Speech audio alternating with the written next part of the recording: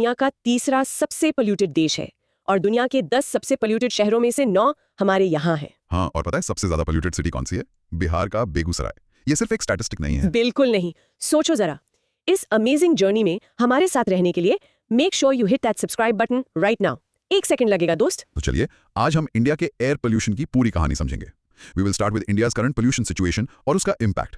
फिर हम देखेंगे कोल पावर प्लांट्स का रोल। उसके बाद हमारे नेशनल क्लीन एयर प्रोग्राम यानी NCAP को डीपली एनालाइज करेंगे। And that's not all. उसके बाद हम दिल्ली के स्पेशल पोल्यूशन केस, एक नई पावरफुल बॉडी जिसका नाम है CAQM, और सबसे controversial topic stubble burning issue पर बात करेंगे। और एंड में हम कुछ specific chemical villains, sulphur dioxide, ammonia, fly ash, nitrogen pollution और WHO की लेटेस्ट गाइडलाइंस को भी डीकोड करेंगे। So are you ready for this deep exploration? Let's go. चलिए शुरू करते हैं। Topic 1, air pollution situation in India and its impact. Understanding India's air pollution crisis, causes, impacts and solutions. तो सबसे पहले एयर पोल्यूशन है क्या? बेसिकली एयर पोल्यूशन का मतलब है हवा में हार्मफुल सब्सटेंसेस का मिल जाना जो हमारी हेल्थ, इकोनॉमी और एनवायरनमेंट मतलब तीनों के लिए खतरनाक है। और इंडिया में ये एक नेशनल क्राइसिस बन चुका है। एक रियल लाइफ एग्जांपल से इसकी सीरियसनेस को समझते हैं। इमेजिन दिस, अगर आप नॉर्थ इंडिया में रहते हैं तो सिर्फ PM 2.5 पोल्यूशन की वजह से आपकी लाइफ 8 साल कम हो सकती है। 8 साल? ये air quality life index report 2023 का फैक्ट है। शॉकिंग है ना? बहुत ज्यादा। अब इसकी कंटेंट डिस्कशन में चलते हैं। इंट्रोडक्शन तो क्लियर है। IQ एयर की वर्ल्ड एयर क्वालिटी रिपोर्ट कहती है कि India 3rd most polluted country है। ये एक बहुत सीरियस डिस्कशन का स्टेज सेट करता है। राइट। और इसके बैकग्राउंड में यानी इसके पीछे के रीजंस क्या हैं? मेजर सोर्सेज क्या हैं? देखिए, मेजर सोर्सेज हमारे चारों तरफ है। ट्रांसपोर्टेशन मतलब गाड़ियों से निकलने वाला धुआं, बायोमास बर्निंग फॉर कुकिंग यानी गांव में चूल्हे जलाना, और फिर इलेक्ट्रिसिटी जनरेशन, इंडस्ट्री, कंस्ट्रक्शन से उड़ने वाली धूल। एग्जैक्टली। वेस्ट बर्निंग, कचरा जलाना, और एपिसोडिक एग्रीकल्चरल बर्निंग जैसे कि स्टबल बर्निंग, ये सब मिलकर एक डेडली कॉकटेल बनाते हैं। अच्छा, अब इसके कोर लॉजिक यानी इससे होने वाले डैमेज पर आते हैं। इम्पैक्ट्स क्या क्या है? इसके 3 मेन इम्पैक्ट्स हैं। पहला, हेल्थ।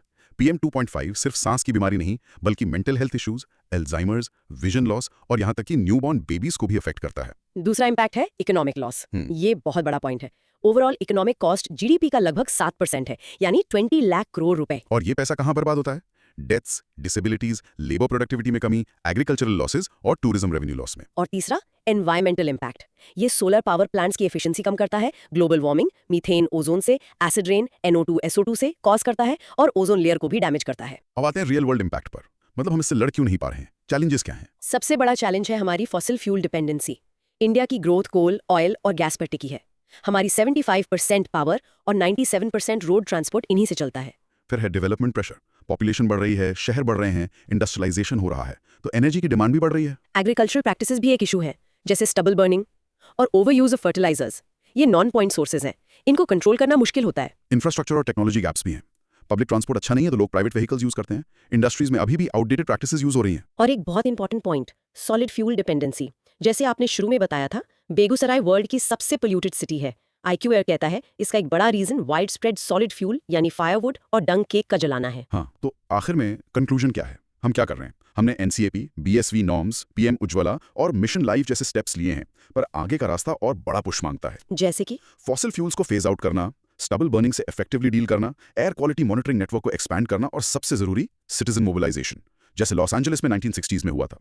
चाइना एक ग्रेट एग्जांपल है कि इकोनॉमिक ग्रोथ के साथ पोल्यूशन कंट्रोल पॉसिबल है। वेट, आपने कहा 7% ऑफ GDP लॉस, ये बहुत ही मैसिव नंबर है। ये कैलकुलेट कैसे होता है? क्या ये सिर्फ लोगों के सिक लीव्स लेने से है? Great question. नहीं, ये उससे बहुत ज्यादा है। इसमें बीमारियों पर होने वाले हेल्थ केयर कॉस्ट शामिल हैं। पोल्यूशन से फसल कम होती है, उससे होने वाला नुकसान है। जब शहर गंदे होते हैं तो टूरिज्म रेवेन्यू का लॉस होता है। सब कुछ मिलाकर it's a huge economic drain. याद रखना। अच्छा, और ये बेगूसराय वाला एग्जाम्पल काफी स्पेसिफिक है। सिर्फ सॉलिड फ्यूल जलाने से कोई शहर वर्ल्ड का सबसे पोल्यूटेड सिटी कैसे बन सकता है? देखिए, जब रूरल हाउसहोल्ड्स में कुकिंग के लिए फायरवुड या डंग केक्स यूज होते हैं तो उससे massive amounts of particulate matter release होता है। जब ये प्रैक्टिस एक लार्ज पॉपुलेशन करती है तो रीजनल एयर क्वालिटी पूरी तरह कोलैप्स हो जाती है। समझे? हाँ, मेक सेंस। पर हमारे पास BSVI और उज्ज्वला जैसी पॉलिसीज हैं, तो फिर भी सिचुएशन इतनी खराब क्यों है? इज द इम्प्लीमेंटेशन गैप दोस्त, यही सबसे बड़ी प्रॉब्लम है। उज्ज्वला में सिलेंडर्स मिल गए बट रिफिल्स महंगे हैं तो लोग वापस चूल्हे पर आ जाते हैं। राइट। और BS6 नई गाड़ियों के लिए बट ओल्ड पोल्यूटिंग व्हीकल्स तो अभी भी सड़कों पर हैं। प्रॉब्लम का स्केल इतना बड़ा है कि ये आइसोलेटेड स्टेप्स काफी नहीं है। आपने सिटीजन मोबिलाइजेशन की बात की, इंडिया में ये इतने बड़े स्केल पर क्यों नहीं हो रहा? क्योंकि इसे एक मेन स्ट्रीम इलेक्शन इशू बनना पड़ेगा। जब लोग वोट के टाइम पोल्यूशन को प्रायोरिटी बनाएंगे तभी रियल पॉलिटिकल विल आएगी। थोड़ा सोच लो इस पर।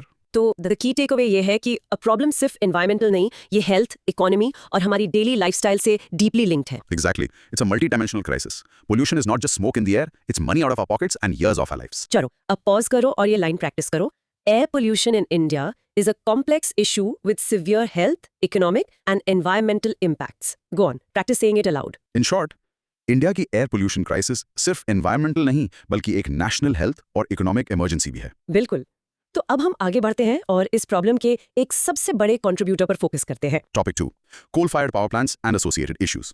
कोल पावर प्लांट्स इंडिया के एनर्जी सिस्टम का बैकबोन है। हमारी 55% नीड्स इन्हीं से पूरी होती हैं। बट ये सबसे बड़े पोल्यूटर्स भी हैं। Simple is that. और इसका एक रियल लाइफ एग्जांपल या कहूं एक शॉकिंग फैक्ट सीएसई की रिपोर्ट से आता है। इंडिया की coal based thermal power capacity में से सिर्फ 5% यानी सल्फर डाइऑक्साइड यानी SO2 के इमिशन नॉर्म्स को मीट कर दिए। सिर्फ 5%। सिर्फ 5%? ये तो बहुत ही बुरा हाल है। अब डिस्कशन में चलते हैं। इंट्रोडक्शन क्लियर है। इंडिया की इंडस्ट्रियल हेरिटेज इंडिजिनस कोल पर बनी है। यह हमें एनर्जी देता है but at a huge environmental cost. इसके एनवायरमेंटल इंपैक्ट्स क्या हैं? बैकग्राउंड क्या है? इसके कई इंपैक्ट्स हैं। पहला तो एयर पोल्यूशन। ये NO2, SO2, CO, particulate matter और यहाँ तक कि मर्क्यूरी जैसे पोल्यूटेंट्स का कॉकटेल रिलीज करता है। मर्क्यूरी भी? वाओ। हाँ। फिर है एसिड रेन। NO2 और SO2 एसिड रेन में कंट्रीब्यूट करते हैं जो फॉरेस्ट्स, एक्वेटिक इकोसिस्टम्स और बिल्डिंग्स को हार्म करता है। और इसका एक बाई प्रोडक्ट है fly ash. Correct. Fly ash का इम्प्रॉपर मैनेजमेंट एयर, वाटर और सॉइल तीनों को पोल्यूट करता है। फिर इससे क्लाइमेट चेंज होता है क्योंकि ये मेजर सोर्स है ग्रीन हाउस गैस एमिशंस का। और आखिरी है वाटर इश्यूज।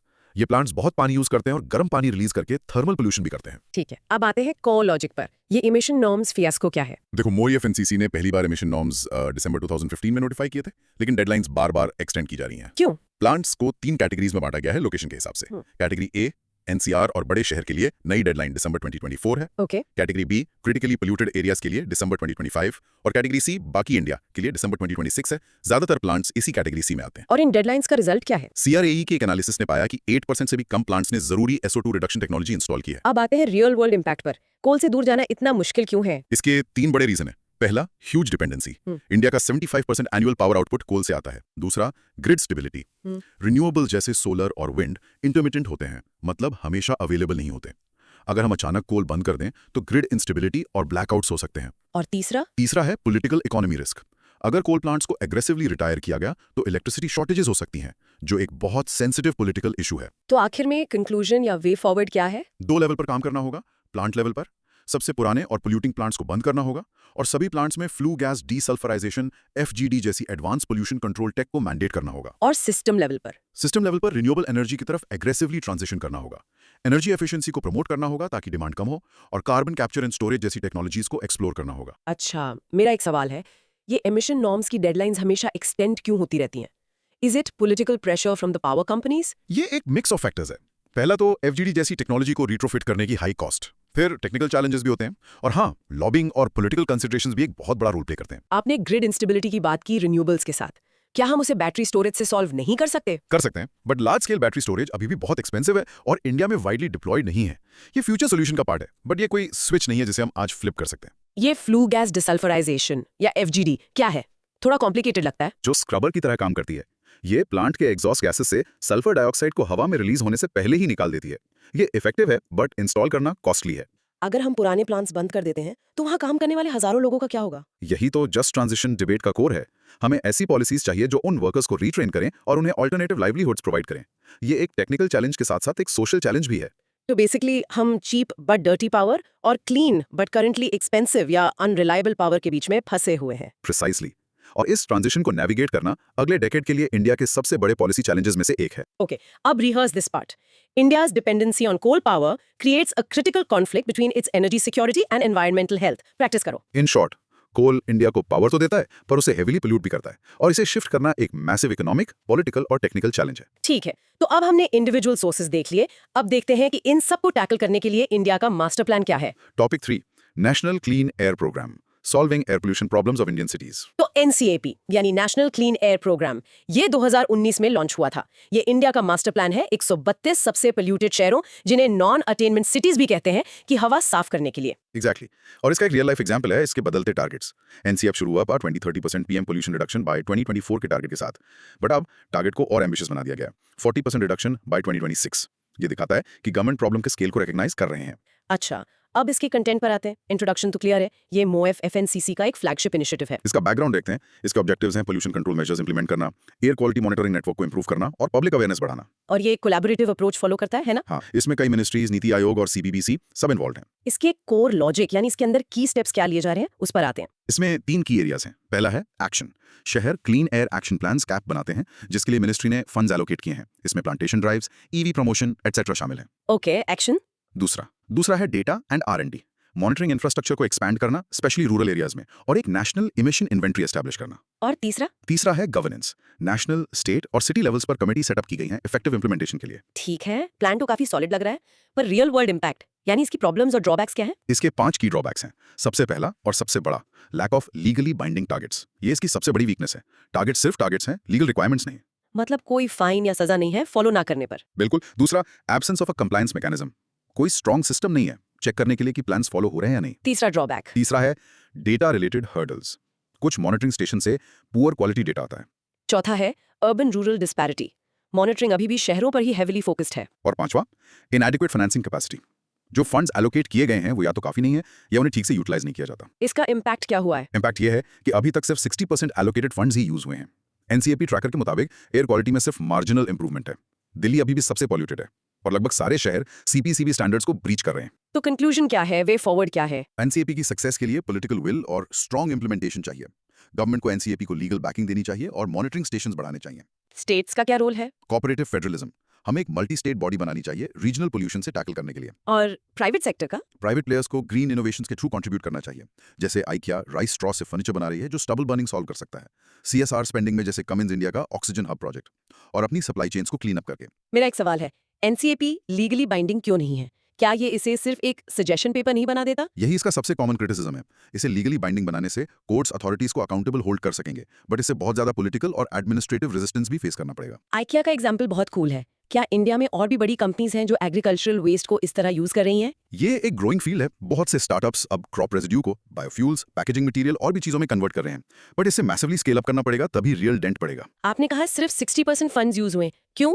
क्या शहरों को अपनी हवा साफ करने के लिए पैसा नहीं चाहिए? इशू अक्सर म्यूनिसिपल लेवल पर कैपेसिटी की कमी का होता है। उनके पास शायद टेक्निकल एक्सपर्टीज या क्लियर प्लान्स, SOPs नहीं होते कि पैसा इफेक्टिवली कैसे स्पेंड करें। नॉन अटेनमेंट सिटी का आखिर मतलब क्या होता है? ये कौन डिसाइड करता है? इसका मतलब है वो शहर जो 5 साल के पीरियड में national ambient air quality standards को कंसिस्टेंटली मीट करने में फेल हुआ है।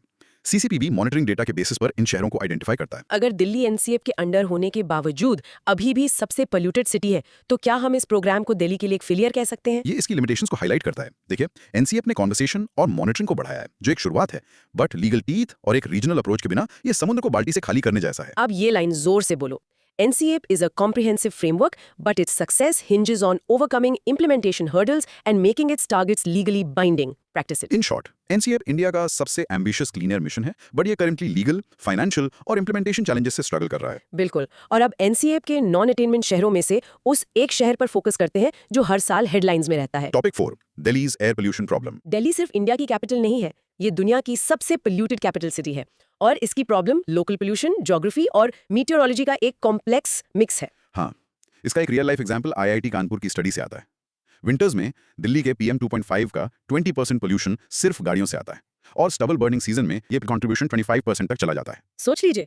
चलिए डिस्कशन शुरू करते हैं। इंट्रोडक्शन तो क्लियर है। IQ एयर की 2023 रिपोर्ट कंफर्म करती है कि दिल्ली वर्ल्ड की वर्स्ट पोल्यूटेड कैपिटल है, और 2022 के कंपैरिजन में एयर क्वालिटी और खराब हुई है। अब आते हैं की फैक्टर्स पर। इसके बैकग्राउंड में क्या है? पहला है इनपुट पोल्यूटेंट्स। विंटर्स में सबसे बड़ा कॉज है डस्ट, फिर वेहिकुलर पोल्यूशन जो सेकंड बिगेस्ट है, फिर stubble burning, industries, waste burning और फायर क्रैकर्स। और मीटियोरोलॉजिकल फैक्टर्स? वो बहुत क्रिटिकल हैं। मॉनसून के बाद विंड डायरेक्शन नॉर्थ वेस्ट हो जाती है, जो पंजाब हरियाणा से पोल्यूटेंट्स ले आती हैं। फिर टेम्परेचर इन्वर्जन पोल्यूटेंट्स को ट्रैप कर लेता है, और विंटर्स में लो विंड स्पीड के कारण पोल्यूटेंट्स डिस्पर्स नहीं हो पाते। और एक और फैक्टर है ना, ज्योग्राफी। करेक्ट। दिल्ली लैंडलॉक्ड है। कोस्टल मेगा सिटीज जैसे मुंबई और कोलकाता के पास समुद्र है, जो पोल्यूशन को डिस्पर्स करने में हेल्प करता है। दिल्ली के पास वो एडवांटेज नहीं है। तो कोर लॉजिक ये है कि हमने इसके लिए स्टेप्स भी लिए हैं, पास्ट में और प्रेजेंट में। हाँ, पास्ट में 1990s 2000s में सुप्रीम कोर्ट ने 1300 प्लस पोल्यूटिंग इंडस्ट्रीज को रिलोकेट करने का ऑर्डर किया, पब्लिक ट्रांसपोर्ट को CNG में कन्वर्ट किया और EPCA को क्रिएट किया। और रिसेंट ईयर्स में CAQM बनाया गया है, कोल पर बैन लगा है, BS6 नॉर्म्स आए हैं, ग्रेडेड रिस्पॉन्स एक्शन प्लान यानी GRAP, EV policy, OD1 rule और ट्रैफिक डाइवर्ट करने के लिए पेरिफेरल एक्सप्रेसवेज। इतने सारे स्टेप्स, तो रियल वर्ल्ड इम्पैक्ट ये है कि ये सब फेल क्यों हुए? क्योंकि ये मेजर्स फ्रैगमेंटेड और रिएक्टिव हैं, प्रोएक्टिव नहीं, मतलब प्रॉब्लम होने के बाद हम एक्शन लेते हैं। और जो फायदे हुए भी वो मैसिव पॉपुलेशन ग्रोथ 1997 से 2011 तक 45% इंक्रीज और व्हीकल ग्रोथ 250% इंक्रीज ने निगेट कर दिया। और सबसे बड़ी गलती, हमने सिर्फ दिल्ली पर फोकस किया, उसके नेबरहुड यानी पूरे एनसीआर पर नहीं। तो आखिर में कंक्लूजन क्या है? कंक्लूजन ये है कि इनकम्प्लीट इंप्लीमेंटेशन ने दिल्ली के सिटीजंस को फेल किया है। हमें पॉलिटिक्स, पॉलिसी और टेक्नोलॉजी का एक स्ट्रॉन्ग कोलिशन चाहिए जिसे पब्लिक विल का सपोर्ट हो। अच्छा, ये जो ग्रैप है, ग्रेडेड रिस्पॉन्स एक्शन प्लान, ये कितना इफेक्टिव है? ये तो पोल्यूशन बढ़ने के बाद ही एक्शन में आता है ना? सही सवाल। ग्राफ एक इमरजेंसी मेजर है, जैसे बीमार होने के बाद दवाई लेना। ये बीमारी को रोकता नहीं है। इसकी इफेक्टिवनेस इसलिए लिमिटेड है क्योंकि ये रूट कॉजेज को एड्रेस नहीं करता, सिर्फ सिम्टम्स को मैनेज करता है। हमने सीएनजी ट्रांजिशन की बात की, उसकी लेगेसी क्या है? क्या वो एक सक्सेस स्टोरी थी जिसे हम सस्टेन नहीं कर पाए? वो एक बहुत बड़ी सक्सेस स्टोरी थी। उसने दिखाया कि स्ट्रॉन्ग पॉलिटिकल और जुडिशियल विल से क्या हो सकता है। बट उसकी लेगेसी ये है कि हम उस मोमेंटम को कंटिन्यू नहीं कर पाए। हमने सोचा काम हो गया, जबकि वो सिर्फ पहला चैप्टर था। पेरिफेरल एक्सप्रेसवेज बनाए गए, पर ये एक सिल्वर बुलेट क्यों नहीं है? ट्रक्स तो अभी भी शहर में आते ही हैं। क्योंकि एक्सप्रेसवेज उन ट्रक्स को डाइवर्ट करते हैं जो दिल्ली से थ्रू जा रहे थे। लेकिन जो ट्रक्स दिल्ली के ही लिए आते हैं, उनका क्या? उनके लिए तो कोई ऑल्टरनेटिव नहीं है। प्लस इन एक्सप्रेसवेज के बनने से आसपास और कंस्ट्रक्शन और ट्रैफिक बढ़ गया है। और इवन रूल का क्या? वो एक बहुत ही डिबेटेड टॉपिक है। और इवन एक टेम्परेरी ड्रास्टिक मेजर है। रिसर्च कहती है कि इसका पोल्यूशन पर टेम्परेरी और मार्जिनल इंपैक्ट ही होता है। ये पब्लिक को पोल्यूशन के बारे में अवेयर जरूर करता है, बट ये लॉन्ग टर्म सोल्यूशन बिल्कुल नहीं है। तो क्या हम ये कह सकते हैं कि दिल्ली की प्रॉब्लम एक्चुअली गवर्नेंस की प्रॉब्लम है? इतने सारे एजेंसीज हैं, central government, state government, municipal corporations, और कोई कोऑर्डिनेटेड एक्शन नहीं है। बिल्कुल सही पकड़ा। This is the core of the problem. It's a classic case of too many cooks spoiling the broth. Pollution boundaries नहीं देखता, पर हमारी गवर्नमेंट एजेंसीज देखती हैं। इसी फ्रैगमेंटेशन को एड्रेस करने के लिए CAQM बनाया गया था। Practicing Delhi's air pollution is a multifaceted problem caused by local emissions, regional sources, and adverse meteorological conditions. In short, Delhi का pollution bad geography, bad weather और मल्टीपल पोल्यूशन सोर्सेज का एक परफेक्ट स्टॉर्म है, जिसे fragmented solutions fix करने में fail हो गए हैं। तो चलिए अब उस सुपर बॉडी पर आते हैं जिसे इस फ्रैगमेंटेशन को एड्रेस करने के लिए बनाया गया है। Topic 5, the commission for air quality management, CAQM। The Commission for Air Quality Management in NCR and Adjoining Areas, यानी CAQM, ये एक नया पावरफुल स्टैट्यूटरी बॉडी है जिसे 2021 में बनाया गया। इसे NCR और adjoining areas में एयर क्वालिटी मैनेजमेंट के लिए सिंगल अथॉरिटी बनाया गया है और इसने EPCA जैसे सभी प्रीवियस बॉडीज को रिप्लेस कर दिया है। बिल्कुल, और इसका रियल लाइफ एग्जांपल है इसकी पावर। पुरानी बॉडी EPCA के विपरीत CAQM के पास 1 करोड़ रुपए तक का फाइन या 5 साल तक की जेल की सजा देने की पावर है। That's serious power. बहुत सीरियस। तो इसकी डिस्कशन में आगे बढ़ते हैं। इंट्रोडक्शन क्लियर है, ये पार्लियामेंट के एक एक्ट से बनाया गया क्योंकि एग्जिस्टिंग बॉडीज इनइफेक्टिव थी। अब इसका बैकग्राउंड देखते हैं। CAQM वर्सेस EPCA, क्या फर्क है? पहला, स्टेटस। CAQM एक स्टैट्यूटरी बॉडी है जिसे लॉ ने बैक किया है। EPCA एक सुप्रीम कोर्ट मैंडेटेड बॉडी थी। जुरिसडिक्शन में भी फर्क है ना? हाँ, CAQM दिल्ली, पंजाब, हरियाणा, राजस्थान और यूपी को कवर करता है। EPCA सिर्फ NCR तक लिमिटेड था। और इसके मेंबर्स? रिप्रेजेंटेशन भी ब्रॉडर है। CAQM में सेंट्रल गवर्नमेंट, स्टेट्स, NGOs और एक्सपर्ट्स सबसे रिप्रेजेंटेटिव्स हैं। और जैसा हमने डिस्कस किया, इसके पास स्ट्रॉन्गर एनफोर्समेंट पावर्स हैं। तो कोर लॉजिक ये है कि ऑन पेपर ये ज्यादा इफेक्टिव है। It has a stronger mandate and better coordination ability. Yes, but इसका रियल वर्ल्ड इंपैक्ट यानी इसकी इफेक्टिवनेस 3 चीजों पर डिपेंड करेगी। पहला, इंप्लीमेंटेशन। इसके ऑर्डर्स जमीन पर कितने अच्छे से फॉलो होते हैं। दूसरा, पॉलिटिकल विल, सेंटर और स्टेट्स दोनों की तरफ से। और तीसरा, कोऑपरेशन, सभी स्टेक होल्डर्स के बीच में। अच्छा, इससे फेडरलिज्म का इशू कैसे आएगा? क्या स्टेट्स इसे अपनी पावर में इंटरफेरेंस नहीं मानेंगे? एक सेंट्रल बॉडी स्टेट्स को आकर बताएगी कि क्या करना है? ये बहुत वैलिड कंसर्न है। पोल्यूशन एक रीजनल इशू है, लेकिन लॉ एंड ऑर्डर और इंप्लीमेंटेशन स्टेट सब्जेक्ट्स हैं। अगर CAQM टॉप डाउन अप्रोच अपनाता है तो स्टेट्स के साथ कॉन्फ्लिक्ट हो सकता है। सक्सेस के लिए कोऑपरेटिव फेडरलिज्म बहुत जरूरी है। इसकी पावर के मिसयूज का भी तो पोटेंशियल है। 1 करोड़ का फाइन, 5 साल की जेल, क्या ये छोटे इंडस्ट्रीज या फार्मर्स को हरास करने के लिए यूज हो सकता है? पोटेंशियल तो हमेशा रहता है, इसलिए ट्रांसपेरेंसी और अकाउंटेबिलिटी बहुत जरूरी है। इसके डिसीजन साइंटिफिक डेटा पर बेस्ड होने चाहिए और इसका प्रोसेस फेयर होना चाहिए। इसकी पावर्स को जुडिशियसली यूज करना होगा, डराने के लिए नहीं। Central pollution control board CPCB का क्या रोल रह गया अब? क्या CAQM ने उसे एक तरह से NCR के लिए रिडंडेंट नहीं बना दिया? एक तरह से हाँ। एक्ट कहता है कि अगर CAQM और CPCB या किसी SPCB के बीच कॉन्फ्लिक्ट हो तो CAQM का डिसीजन प्रिवेल करेगा। तो NCR रीजन के लिए CAQM ही सुप्रीम अथॉरिटी है। CPCB का रोल बाकी देश के लिए पहले जैसा ही है। EPCA फेल क्यों हुआ और क्या गारंटी है कि CAQM वही गलतियां रिपीट नहीं करेगा? EPCA के पास लीगल बैकिंग नहीं थी, वो सुप्रीम कोर्ट को रिपोर्ट करता था। इसकी पावर्स लिमिटेड थी। CAQM के पास वो सब है जो EPCA के पास नहीं था, लीगल स्टेटस, ब्रॉड जुरिसडिक्शन और पनिशमेंट की पावर। लेकिन गारंटी कोई नहीं है, अगर इसमें भी पॉलिटिकल इंटरफेरेंस हुआ या ये सिर्फ कागजी शेर बन के रह गया तो ये भी फेल हो सकता है। तो क्या CAQM को एक सक्सेस माना जा सकता है? अभी तक 2-3 साल हो गए हैं। ये कहना अभी जल्दी होगा। इसने कुछ इंपॉर्टेंट डायरेक्शंस दिए हैं, जैसे इंडस्ट्रियल कोल पर बैन, मॉनिटरिंग और कोऑर्डिनेशन बेहतर हुआ है, लेकिन पोल्यूशन लेवल अभी भी हाई है। असली टेस्ट ये होगा कि क्या आने वाले सालों में हम एयर क्वालिटी में एक सस्टेन्ड इंप्रूवमेंट देखते हैं या नहीं। The CAQM is a unified statutory authority designed to overcome the fragmented approach that previously failed to tackle NCR's air pollution. In short, CAQM NCR की हवा ठीक करने के लिए बनाई गई एक सुपर बॉडी है, जिसके पास पहले से कई ज्यादा पावर है, बट इसकी सक्सेस गारंटी नहीं है। तो चलिए अब इस सुपर बॉडी के हुड के अंदर झांकते हैं। इसका स्ट्रक्चर कैसा है और इसके पास आखिर क्या-क्या पावर्स है? Topic 6, structure, power and functions of CAQM। Let's look under the hood of CAQM to see who is in it and what exactly it can do. Right, और इसका एक रियल लाइफ एग्जांपल है कि ये commission special investigation groups constitute कर सकता है stricter on ground implementation के लिए। It's like having its own enforcement squads. Interesting. तो पहले इसके फंक्शंस की बात करते हैं। इसके मेन फंक्शंस हैं स्टेट्स के बीच कोऑर्डिनेशन, पॉलिसी की planning and execution, research, industry inspections और इंप्लीमेंटेशन। ठीक है, और इसका स्ट्रक्चर कैसा है? इसे एक सीनियर गवर्नमेंट सेक्रेटरी हेड करते हैं। इसमें 18 मेंबर्स हैं, जिसमें 5 स्टेट्स, CPCB, ISRO, NGOs और नीति आयोग के रिप्रेजेंटेटिव शामिल हैं। ISRO भी? हाँ, सैटेलाइट डेटा और मॉनिटरिंग के लिए। और इसकी पावर्स? इसकी पावर्स बहुत एक्सटेंसिव हैं। ये अपने जुरिस्डिक्शन में एयर पोल्यूशन मैटर्स पर सभी दूसरी बॉडीज को सुपरसीड करता है। जैसा हमने कहा, CPCB SBCB से क्लैश होने पर इसका डिसीजन ही माना जाएगा और ये हेवी फाइन्स लगा सकता है। इसका लीगल जुरिस्डिक्शन क्या है? सिर्फ नेशनल ग्रीन ट्राइब्यूनल यानी NGT इस कमीशन से जुड़े केसेस सुन सकता है, सिविल कोर्ट्स नहीं। अच्छा, पर इसके स्ट्रक्चर में कुछ कंसर्न्स भी हैं, है ना? हाँ, सबसे बड़ा कंसर्न है कि इसमें सेंट्रल गवर्नमेंट के रिप्रेजेंटेटिव्स बहुत ज्यादा हैं और स्टेट्स के कम। NGO रिप्रेजेंटेटिव सिर्फ 3 है। एक डर यह है कि इतनी पावर्स के बावजूद कहीं ये EPCA की तरह एक और इनफेक्टिव बॉडी ना बन जाए। ISRO का आखिर स्पेसिफिक रोल क्या है? वो पोल्यूशन कंट्रोल में कैसे हेल्प कर सकता है? ISRO सैटेलाइट इमेजरी और रिमोट सेंसिंग टेक्नोलॉजी प्रोवाइड करता है। इससे फॉर एग्जांपल स्टबल बर्निंग के हॉट स्पॉट्स को रियल टाइम में ट्रैक किया जा सकता है। ये डेटा ड्रिवन पॉलिसी मेकिंग के लिए बहुत क्रूशियल है। सिविल कोर्ट्स को इसके जुरिस्डिक्शन से बाहर क्यों रखा गया है? ताकि इसके काम में लीगल चैलेंजेस से डिले ना हो। आइडिया ये है कि NGT एक स्पेशलाइज्ड बॉडी है जो एनवायरमेंटल मैटर्स को अच्छे से और जल्दी हैंडल कर सकती है। इसे CAQM की डिसीजंस की स्पीडी इंप्लीमेंटेशन इंश्योर करने की कोशिश की गई है। क्या इसके स्ट्रक्चर में कोई प्रोविजन है कि ये स्टेट्स के साथ कॉन्फ्लिक्ट कैसे रिजॉल्व करेगा? एक्ट में कोई स्पेसिफिक कॉन्फ्लिक्ट रेजोल्यूशन मैकेनिज्म नहीं है। ये मोस्टली कॉपरेशन और कोऑर्डिनेशन की भावना पर डिपेंड करता है। लेकिन आखिर में एक्ट कहता है कि कमीशन का डिसीजन ही फाइनल होगा।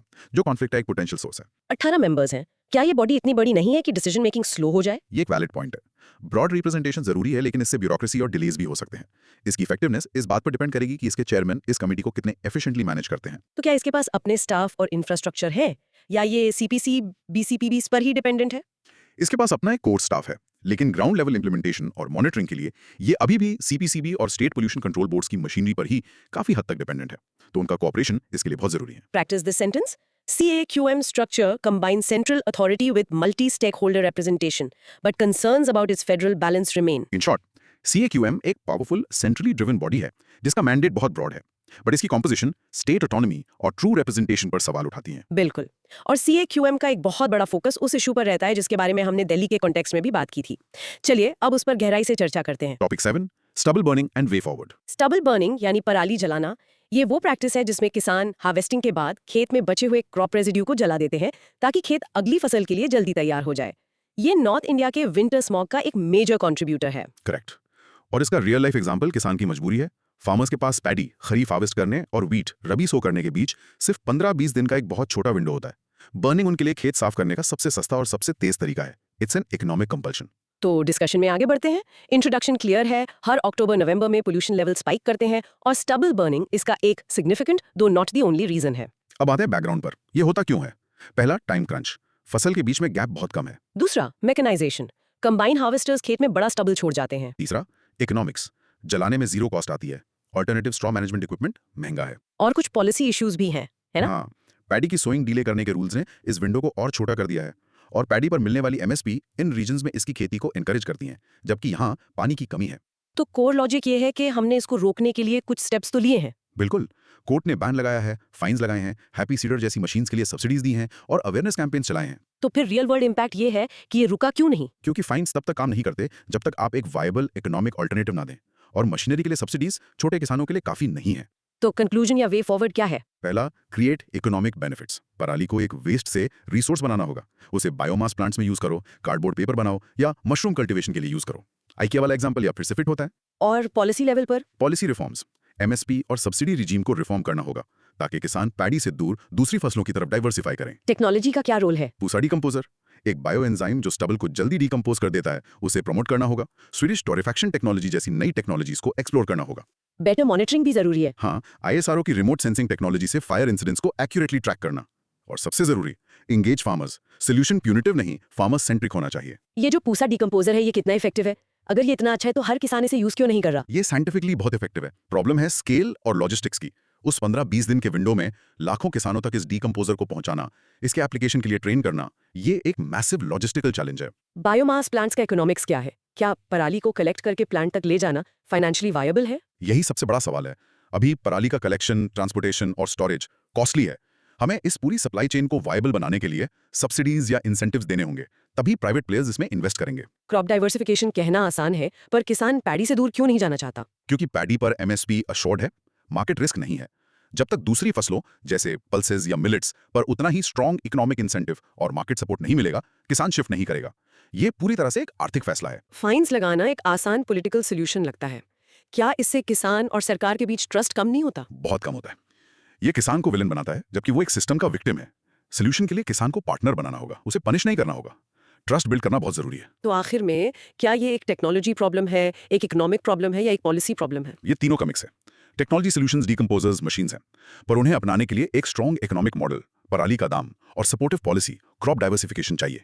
तीनों पिलर साथ में काम करेंगे तभी प्रॉब्लम सॉल्व होगी। Let's practice. Solving stubble burning requires changing the farmer's economics by making crop residue a valuable resource rather than a waste product. In short, stubble burning एक complex economic problem है और इसे solve करने के लिए पराली को जलाने से ज्यादा कलेक्ट करना फायदेमंद बनाना होगा। बिल्कुल। तो अब तक हमने बड़े इश्यूज जैसे पावर प्लांट्स, NCAP और स्टबल बर्निंग को देखा। अब एक रैपिड फायर राउंड करते हैं कुछ स्पेसिफिक इंडिविजुअल पोल्यूटेंट्स पर। Let's do it. Topic 8, individual pollutant related topics. चलिए शुरू करते हैं। ए, सल्फर डाइऑक्साइड SO2 पोल्यूशन से। इसके बेसिक्स। ये एक कलरलेस गैस है जिसमें शार्प स्मेल होती है।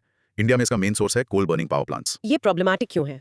ये रेस्पिरेटरी डिजीजेस कॉज करता है, एसिड रेन का कारण बनता है और मॉन्यूमेंट्स को भी डैमेज करता है। इंडिया का स्टेटस क्या है इसमें? नासा के डेटा के मुताबिक इंडिया एंथ्रोपोजेनिक SO2 का दुनिया का सबसे बड़ा एमिटर है। और रीजन? हमारे ज्यादातर पावर प्लांट्स में flue gas desulphurisation FGD technology नहीं है। Way forward. एमिशन नॉर्म्स को स्ट्रिक्टली इन्फोर्स करना, कंप्लायंट प्लांट्स को इंसेंटिवाइज करना और नॉन कंप्लायंस को पेनलाइज करना। ठीक है। नेक्स्ट बी, अमोनिया NH3 पोल्यूशन। बेसिक्स। ये भी एक कलरलेस गैस है विद अ पंजेंट ओडर। इसका मेन मैनमेड सोर्स है फर्टिलाइजर्स। प्रॉब्लमैटिक क्यों है? ये PM 2.5 फॉर्मेशन में कंट्रीब्यूट करता है। पानी में इसकी हाई कॉन्सेंट्रेशन मछलियों के लिए टॉक्सिक है और ड्रिंकिंग वाटर सप्लाई को डिस्टर्ब करती है, जैसे यमुना रिवर में, जो दिल्ली के वाटर को अफेक्ट करता है। इंडिया का status? Indo Gangetic plain atmospheric ammonia का एक ग्लोबल हॉटस्पॉट है। Way forward. प्रिसिशन एग्रीकल्चर को प्रमोट करना, फर्टिलाइजर यूज को रेगुलेट करना और वाटर ट्रीटमेंट टेक्नोलॉजी को एनहांस करना। Got it. अब आते हैं सी, फ्लाई ऐश पर। बेसिक्स। ये थर्मल पावर प्लांट से निकलने वाला एक कोल कंबशन बाय प्रोडक्ट है।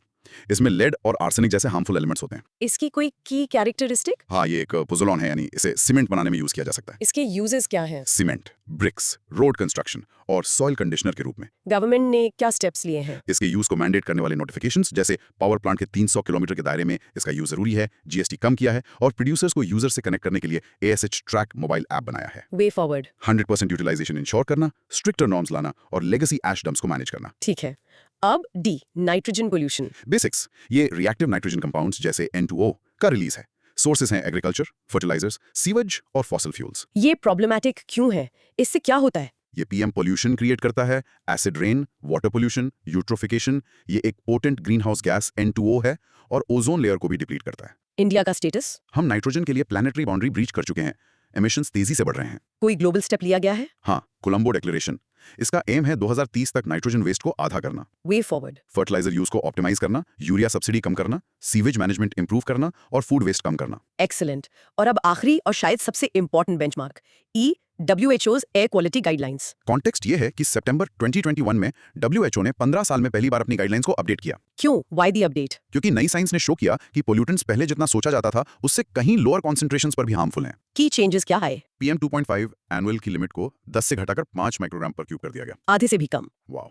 PM 10 एनुअल को 20 से 15 कर दिया और NO2 एनुअल को ड्रास्टिकली 40 से 10 माइक्रोग्राम पर क्यूब कर दिया। इसका इंडिया के लिए क्या इम्प्लीकेशन है? इसका मतलब है कि नई गाइडलाइंस के हिसाब से ऑलमोस्ट पूरा देश साल भर पोल्यूटेड माना जाएगा। ये दिखाता है कि हम क्लीन एयर से कितने दूर हैं। पर ये नॉन बाइंडिंग है ना? हाँ, ये नॉन बाइंडिंग गाइडलाइंस हैं, बट ये सेफ एयर क्या होनी चाहिए इसका ग्लोबल बेंचमार्क सेट करते हैं। तो आज हमने समझा इंडियाज एयर पोल्यूशन क्राइसिस, इसके कॉजेज, डीप इम्पैक्ट्स और the complex solutions needed. Let's quickly summarise. हमने देखा कि इंडिया की एयर पोल्यूशन सिचुएशन कितनी सीरियस है, जो हमारी हेल्थ को सालों से और हमारी इकोनॉमी को लाखों करोड़ से इंपैक्ट कर रही है। हमने जाना कि कोल पावर प्लांट्स एक बहुत बड़े कंट्रीब्यूटर हैं और उनसे शिफ्ट करना एक मैसिव चैलेंज है। हमने इंसाफ को डाइसेक्ट किया, a good plan on paper but struggling with major implementation gaps. Delhi की यूनिक प्रॉब्लम्स और स्टबल बर्निंग के पीछे की फार्मा इकोनॉमिक्स को भी हमने एक्सप्लोर किया। फाइनली हमने स्पेसिफिक पोल्यूटेंट्स जैसे SO2, ammonia, nitrogen, fly ash और WHO की न्यू स्ट्रिक्टर गाइडलाइंस को समझा, जो बताती हैं कि हमें अभी कितना लंबा सफर तय करना है। तो अब लिसनर्स के लिए कुछ सवाल सोच के बताओ। What are the 3 biggest impacts of air pollution in India according to our discussion today? Can you explain in one sentence the main reason why NSAP, despite being a good plan, is not fully effective? Delhi's pollution is worse than coastal cities like Mumbai. इसके 3 main reasons क्या आते हैं दिमाग में? Stubble burning को रोकने के लिए फार्मर को फाइन करना बेटर सोल्यूशन है या उसे इकोनॉमिक इंसेंटिव देना? What do you think based on our discussion? Fly ash is a waste product, but we discussed its multiple uses. Can you recall any 2? और आखिर में, why did the WHO make its air quality guidelines so much stricter in 2021? What was the main driver? Here's a challenge for you दोस्त। अपने air quality index AQI को एक हफ्ते तक track करो और नोटिस करो कि वो दिन के किस टाइम पर सबसे ज्यादा या कम होता है। See if you can connect it to local activities like traffic, construction या weather। थोड़ा डिटेक्टिव बनो। This was a super deep session and we hope आपको बहुत कुछ नया सीखने को मिला। अगर आपको ये नॉलेज पैक्ड जर्नी पसंद आई तो हमारे चैनल को सब्सक्राइब करना मत भूलना। कमेंट करके बताओ आपका आहा मोमेंट क्या था and please share this with a friend जो इन्फॉर्म रहना पसंद करता है। We'll see you in the next one. Bye.